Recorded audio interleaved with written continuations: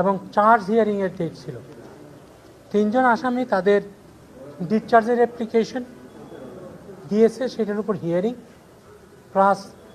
Charge framing. তো আমি আমার ডিসচার্জ অ্যাপ্লিকেশনে এই ট্রাইব্যুনালে বলেছি যে প্রসিকিউশন যে ফর্মাল চার্জ ট্রাইব্যুনালে উপস্থাপন করেছে, এই ফর্মাল চার্জের মধ্যে এই তিনজন পার্টিকুলার আসামি, নামটা brigadier Tofail Mostafa Sarwar, brigadier Kamrul Hasan, lieutenant colonel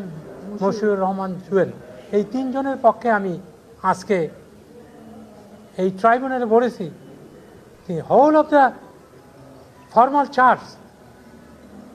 ওনারা কোথাও বলতে পারেননি হোয়াট রেসপন্সিবিলিটি এই তিনজন আসামির ছিল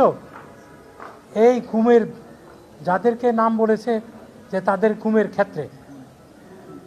একটি কথাও বলতে পারে নাই। এবং আমি ট্রাইব্যুনালকে দেখিয়েছি যে এইখানে চার্জ ফ্রেম করতে হলে প্রসিকিউশনকে ফর্মাল চার্জে